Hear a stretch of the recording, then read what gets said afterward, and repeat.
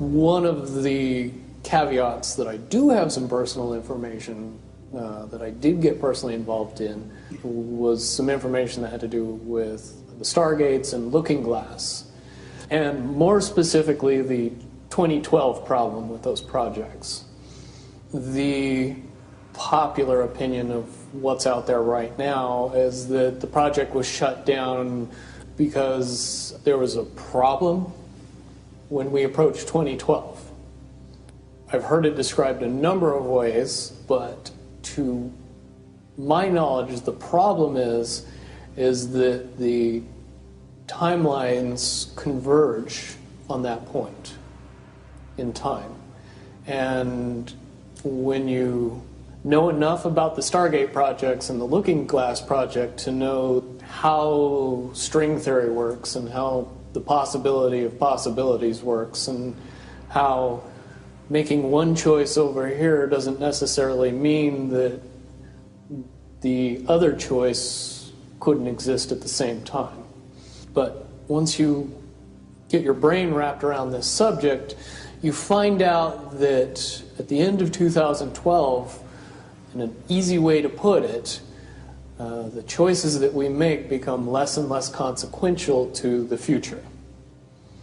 And eventually we're pushed into this bottleneck of time, no matter which choice we make. And that's important to the people that had access to Looking Glass because they would use Looking Glass knowing the choices that they would make and the future would pop up. The big mistake was coming up with the possibility of future.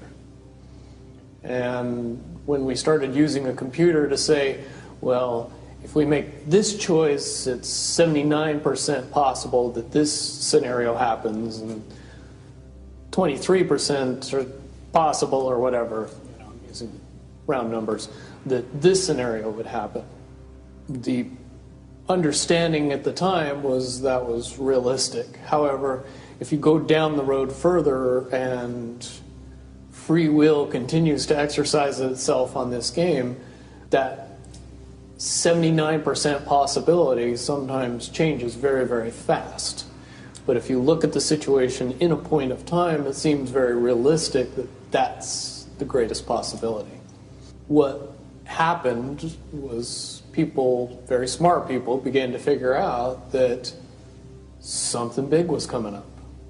Something that made it so all the possibilities of all the future scenarios of any choice, any possibility that was fed in and observed through the Looking Glass inherently ended up in the same future. And no decision, no possibility changed past a certain point. That's the big secret. All possible timelines lead to the same basic set of history in the future. That is what sends everybody that has all of the information, that knows everything, into a blind panic. The people that know everything about Looking Glass, that have gotten all the reports and all the information, the elites of the world, probably figured out that that was the end of the game, and nothing could be manipulated beyond that point. When I was in the military, it would have been before '97 when I got in trouble. One of my particular areas that I was amazingly intuitive about is problem solving / mission planning, or more specifically, taking a bad mission and fixing it. Certainly knowing how string theory and possible futures works makes it so you can work your mind very quickly to see the reality of what's happening and decide what decisions need to be made to change it for a particular outcome. At a certain point, after they're done hearing the computer tell them this is what's going to happen over and over and over and over again, all they become focused on is how do we fix it? What I do know is that I was called in and asked to solve this problem, this timeline contraction problem. And I eventually did my due diligence and did all the investigating and basically only had one piece of information, and that was reinforcement. The computer's right. The timelines will contract down to some inevitable thing. There is an inevitable event. It's been forecast, it's been predicted, it's been fed to us in a slop trough of what they want us to believe will happen. They don't actually have control over what happens. They only have control over the reaction, and it seems that no matter what they try to do to cause their desired reaction, it's going to have an opposite effect. Much, much easier for me to explain today what that process is as opposed to back then. If I had to give it a name, I would say it's the awakening process.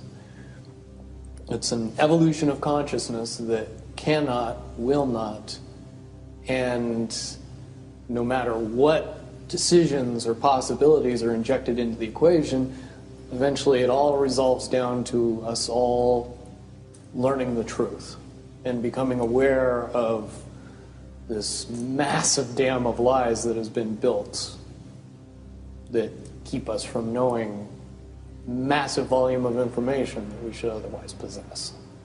Essentially what happened with Looking Glass, not only did they not want people to use it anymore because they knew it was just going to burp out the same thing, but at the same time they didn't want anybody else to know what it was saying, I'm sure. Because that information was of a monumental concern when I was in the military about how to prevent this inevitability. Now, at first I thought it was end of the world. Now I see end of the world as end of their world. The biggest cherry on top of all this conversation would be a synopsis to say that if I could convince everybody out there that for all intents and purposes, what we believe to be true eventually becomes true. If somebody convinces us that a major disaster is going to happen in the very near future, a major disaster happens in the very near future. If we don't buy into that fear and accept that there's really nothing that we know is going to happen, and accept of whatever happens, that makes the convergence of the timelines happen as naturally as possible. Any attempts to try to go away from this one inevitable conclusion, I again see as a new beginning, an end of this reality, the beginning of something that we can't even possibly understand based on the level of our beliefs currently. But when all that information comes flooding out, there's going to be no denying what's true and what's a lie or what's illusion. Basically what we're experiencing right now is two master chess players sitting at the board. And one of them looks down at the board and sees that he's in checkmate in 7 moves. And he looks across at his opponent and he knows that his opponent sees it too. So there's no getting out of it. So at this point, the loser can only prolong the game. Both players know the game is over. It's only a matter of time before he does this, and then you're forced to do this, and then he's forced to do this, and eventually checkmate.